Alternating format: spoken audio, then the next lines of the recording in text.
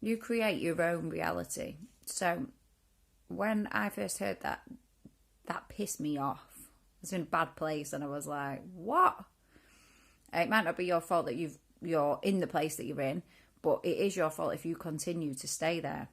So when I got completely just sick of my own bullshit, my own negative emotions, my own, gosh, self-pity, is when I decided, when I just got so fed up and I just couldn't take my own bullshit anymore, is when I decided to just do something about it and thought, this is not the way I'm going to spend the rest of my life. This is not the way I'm going to continue on. So I think we've all got all that, like our dark areas. We've all had issues, whether it's from childhood, like childhood trauma, or if you're in a place of depression or anxiety, or you're struggling with whatever it is you could be struggling with. And I think these are our life tests, if you like, and they sort of push us to the limits of how much we can take. They really push us. They really push us to the point of what we can't carry on with it anymore.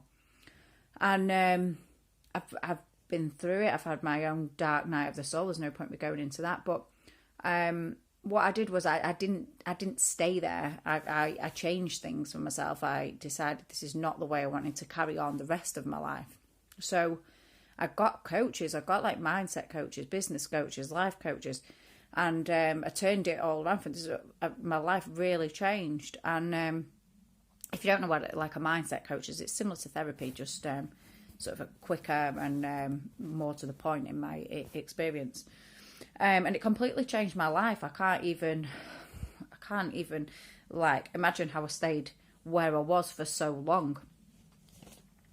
And I learned everything that I could. I went on numerous courses. I just literally learned everything I could on my own mind, and how to sort of change it and reprogram it for myself. I spent loads of money that I didn't have, which I've paid back over the years, and I was desperate. I just did what it took to change things around for myself. And since starting that journey, that's all I want to share. I feel like drawn to. It's all I want to share. It's all I want to teach other people, help other people with, and still continue to help myself with it. That's why I teach club size classes, which are amazing, not only for your physical health, but for mental health as well. And I teach self-development and mindfulness and meditation classes and online programs. And all I'm wanting to share is this stuff, how to reprogram your mind to get yourself into a better place. You don't have to stay in the place that you're in, that you're perhaps unhappy in. So, I mean, if you're sort of already living your best life and, you're in a good place, then this video is not going to resonate with you. Just continue on your merry way, that's fine. But if what I have been saying is resonating with you and it's, it's ringing true to you, then what I'll continue to be sharing might be helpful for you.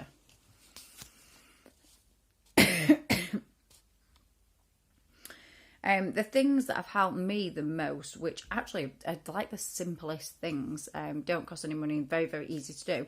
Number one, I'd just say is just make a decision, just make a commitment to yourself. The first coach that I had, she called it being an IDWIT, which stands for I'll do whatever it takes.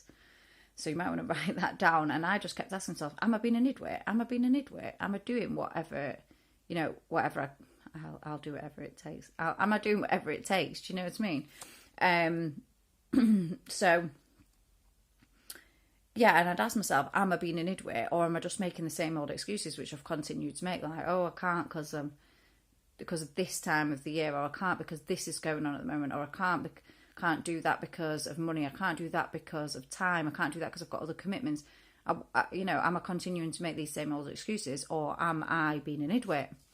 And I think when you make that commitment and that decision to actually change something, and keep asking yourself, am I being an IDWIT? Am I being an IDWIT? And you'll continue to, to change. The second thing, which I find has really helped me and is very easy and simple, is just conscious breathing. I'm very much into like breath work, and I teach a lot of it in my classes, but just very simple, just bringing your, so we consciously breathe and we unconsciously breathe. Usually we're just unconsciously breathing all the time, don't even think about it. But when you bring your awareness to your breath and you're consciously breathing, you're bringing yourself back into the present, just here and now. Like, I can do it now, just, you can do it anyway. You know, if you're in the supermarket stressed or whatever it might be, just bringing your conscious awareness to your breath. It just takes you out of any sort of like past things you're thinking about, any future things that you like might be worried about, any overwhelm, and it just brings you back here and now, just bringing your awareness to your breath. So simple, so easy to do. And conscious breathing is like a massive, you know, it brings you back to just the still and the calm and who you truly are without your mind going on overload and, you know, taking over like it does at times. So number 2, yeah, just conscious breathing, closing your eyes, being on your own, doing it for 5 minutes a day really, really is helpful for anything like overwhelm, depression, anxiety. It'll help more than you can ever imagine. When your mind wanders, just bring it back to to the breath. Just bring it back to the breath. Feel the peace and the clarity sort of like washing over you. Number 3, which ties in a bit with number 2, I would say, is follow and listen to your gut intuition. Doing the breathing will really help this as well, help you be able to just listen to yourself, listen to your own gut intuition. So most of us have forgotten how to use this, or even that we have it. It's like that we know that it's there, but most of us, you know, have forgotten that it's there, or forgotten to actually trust it. 99% of us just make every decision based on what everyone else around us is doing. But the thing is, like, those other 99 people are all just making their decisions on what the other 99% of people are doing. They're all just following each other around, sort of not listening to themselves. So we're all different. We're all not supposed to be doing the same thing and following each other. We're supposed to be tuning into ourselves and being ourselves, our beautiful individual selves. What's right for one person will be completely different for what's right for the next person. But we feel like we need to fit in and be like each other and to be accepted. Yet by doing this, we're not being true to ourselves, which brings us out of alignment with who we truly are. And then we wonder like why we're feeling angry or resentful or sad, whatever it might be. It's because you're not letting yourself be you. The true you. I mean, for me, teaching cover size classes in neon hot pants is not going to be, is probably most people's like absolute nightmare. But for me, that's true to me. That's what I want to be doing. That's who I am. And for me, working in an office at a desk all day would be my idea of a nightmare. But for a lot of other people, they like to do that. So it's what's right for you.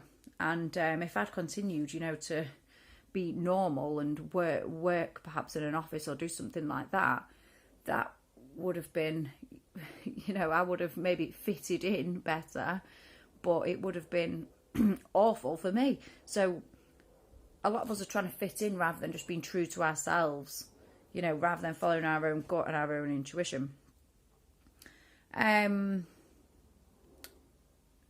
Number 4 really ties in with number 3, I suppose. Accepting yourself and others who they truly are, living in alignment with who you truly are, which I'll probably go into in another video. So I've just done this video really because these things have helped me, and I think more often, you know, we should be sharing what's helped us, what's good for us. So please, if you've got anything that you want to add to maybe what's helped you, comment below. And it's good if we can just help raise each other up, you know, and help each other be in a better place. Okay, thanks for watching.